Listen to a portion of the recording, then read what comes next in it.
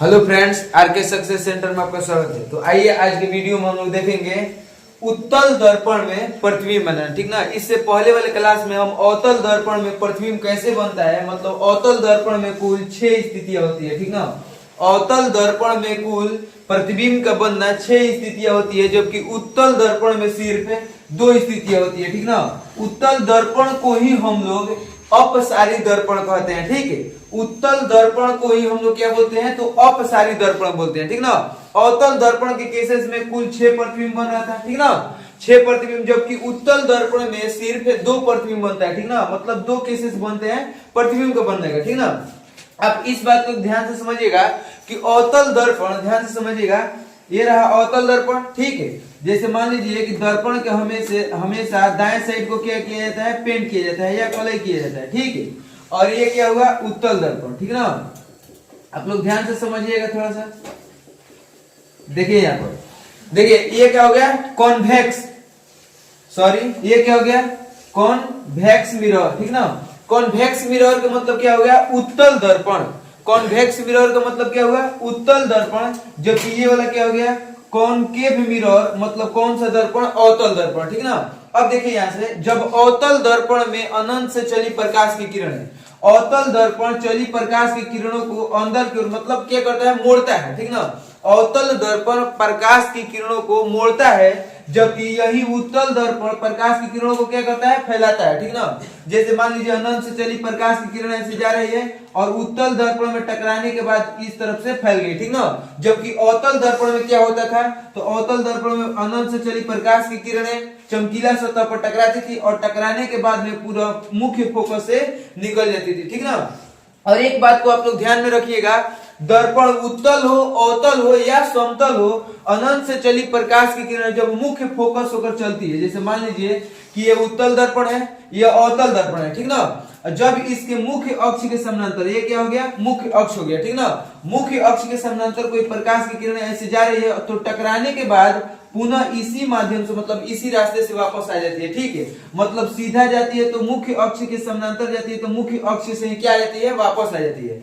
ऐसे ही सेम क्या है उत्तल दर्पण में। ठीक ना, जैसे मान लीजिए कि ये कोई प्रधान अक्ष है, प्रधान अक्ष को हम लोग क्या बोलते हैं, प्रिंसिपल एक्सिस बोलते हैं। ठीक है, और यहां से कोई प्रकाश की किरणें चलेगी, प्रधान अक्ष से मुख्य अक्ष से कोई प्रकाश की किरणें जाती है, तो दर्पण कोई भी हो, अवतल हो या उत्तल हो, टकराने के बाद पुनः मुख्य अक्ष मतलब प्रधान अक्ष से ही क्या जाती है, वापस आ जाती है। ठीक है, इतना बात को आप लोग समझ रहे हैं। ठीक ना, अब आगे देखते हैं कि उत्तल दर्पण में प्रतिबिंब 2 स्थितियां कैसे बनती है। ठीक है, अब देखिए यहाँ पर, जब वस्तु अनंत पर हो, पहला स्थिति क्या होगा, जब वस्तु कहां पर हो, अनंत पर हो। तो जब वस्तु अनंत पर हो, देखिए यहाँ पर ये क्या हो गया, उत्तल दर्पण।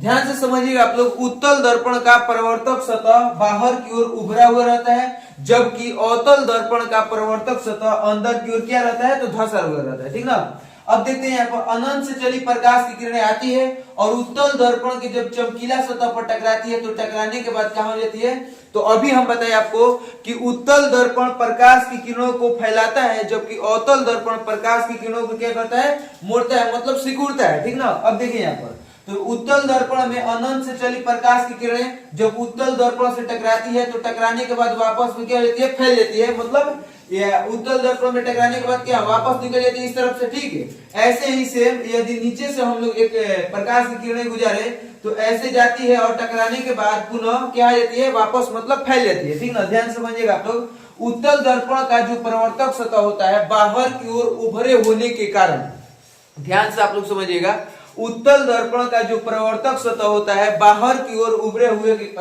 होने के कारण जो प्रकाश की किरणें आती है, तो टकराने के बाद क्या हो जाती है, फैलकर मतलब ऊपर चल जाती है। जबकि अवतल दर्पण में क्या होता है, तो जो चमकीला सतह होता है अंदर की ओर धंसे होने के कारण जो प्रकाश की किरणें आती है, तो क्या हो जाती है, मुड़ जाती है। ठीक ना, अब थोड़ा सा ध्यान समझिएगा, तो प्रकाश की किरणें आई और इस तरफ से निकल गई, यहां से प्रकाश की किरणें आई और इस तरफ से निकल गई। ठीक ना, जबकि अवतल दर्पण हो या उत्तल दर्पण हो, जब हम लोग प्रिंसिपल एक्सिस के समानांतर मतलब प्रिंसिपल एक्सिस से कोई किरणें आती है, तो टकराने के बाद पुनः प्रिंसिपल एक्सिस पे क्या हो जाती है, गुजर जाती है। ठीक ना, अब देखिए यहाँ पर, जैसे मान लेते हैं कि अनंत से चली प्रकाश की किरणें जब आई और उत्तल दर्पण के चमकीला सतह पर टकराने के बाद में वापस इस तरफ से निकल गई, फिर प्रकाश की किरणें आई और टकराने के बाद इस तरफ से निकल गई।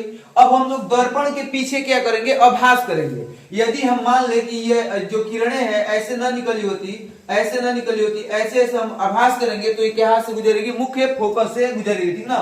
यदि इसको भी हम ऐसे मिला दे पीछे की तरफ तो कहां पर मिलेगी, दोनों किरणें जहां पर मिलती है वहीं पर क्या बनता है, तो प्रतिबिंब बनता है, ठीक ना। तो आप लोग ध्यान से समझिएगा इस बात को कि जब उत्तल दर्पण में वस्तु अनंत पर हो, जब उत्तल दर्पण में वस्तु अनंत पर हो तो प्रतिबिंब कहां पर बनता है, मुख्य फोकस पर बनता है, प्रतिबिंब फोकस पर बनता है। और प्रकृति क्या होता है, ध्यान से आप लोग समझिएगा, उत्तल दर्पण में प्रकृति हमेशा और हमेशा आभासी एवं क्या बनेगा, सीधा बनेगा। आभासी प्रतिबिंब को ही हम लोग क्या बोलते हैं, काल्पनिक प्रतिबिंब। आभासी प्रतिबिंब को ही हम लोग काल्पनिक प्रतिबिंब बोलते हैं।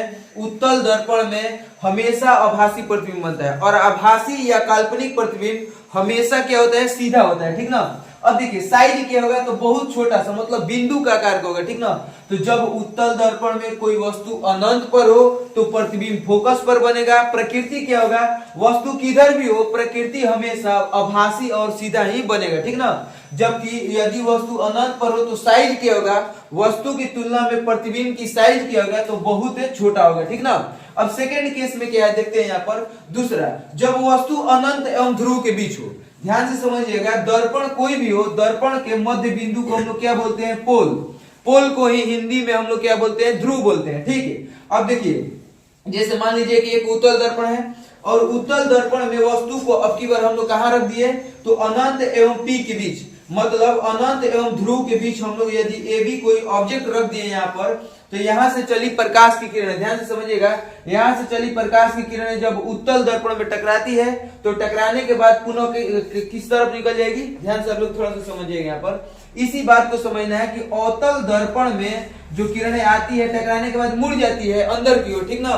जबकि उत्तल दर्पण में क्या होता है, जो प्रवर्तक सतह होता है बाहर की ओर उभरा हुआ होता है, तो जो प्रकाश की किरणें आती है ना तो बाहर की तरफ निकल जाती है, ठीक है। तो यहाँ से प्रकाश की किरणें चली और ऐसे निकल गई, ठीक। यहाँ से चली कोई प्रकाश की किरणें चली और ऐसे इस तरफ से निकल गई, ठीक है। और यहीं से एक प्रकाश की किरण हम लोग वक्रता केंद्र के लिए गुजारेंगे। आप लोग ध्यान से समझिएगा, यहाँ से कोई प्रकाश की किरणें चली और उत्तल दर्पण के चमकीला सतह पर टकराने के बाद पुनः इस तरफ से निकल गई, ठीक है। और यहाँ से प्रकाश की कोई किरण हम लोग क्या करेंगे, भेजेंगे, और किसके लिए, वक्रता केंद्र के लिए, ठीक है। तो यहाँ से चली प्रकाश की किरणें जब उत्तल, देखिए ध्यान से समझिएगा आप लोग, यहाँ से किरणें जा रही है, ठीक ना, जब उत्तल दर्पण में टकराएगी, ठीक है, तो टकराने के बाद पुनः इसी माध्यम से क्या लौट जाएगी, मतलब देखिए यहाँ से चल रही है, ठीक है, और यहाँ से जाने के बाद पुनः इसी तरफ से क्या हो रही है, लौट रही है। यदि हम लोग आभास करें कि ये किरणें जा रही है और टकराने के बाद पुनः इस तरफ से न लौटे और इसको हम लोग डॉट डॉट लाइन से आगे बढ़ाएं और इसको भी आगे बढ़ाएं, तो ये दोनों किरणें जहां पर मिलती है वहीं पर क्या बनता है, प्रतिबिंब बनता है, ठीक ना। जैसे मान लीजिए कि ए बी कोई क्या है, ऑब्जेक्ट है, ठीक ना, तो इसका प्रतिबिंब क्या हो गया, ए डैश बी डैश। ध्यान से समझिएगा, ऑब्जेक्ट बड़ा है जबकि प्रतिबिंब का साइज क्या बन रहा है, तो छोटा बन रहा है। तो आप लोग ध्यान से इस बात को समझिएगा कि जब वस्तु अनंत एवं ध्रुव के बीच हो, उत्तल दर्पण में जब वस्तु अनंत एवं ध्रुव के बीच हो तो प्रतिबिंब कहां पर बनता है, ध्रुव एवं फोकस के बीच में। प्रतिबिंब कहां बनता है, तो ध्रुव एवं फोकस के बीच में बन रहा है, ठीक ना। देखिए यहाँ पर कि जो वस्तु है ए बी वह किस के बीच में है, तो अनंत एवं ध्रुव के बीच में है। जबकि प्रतिबिंब कहां पर बन रहा है, तो ध्रुव एवं फोकस के बीच में बन रहा है, ठीक ना।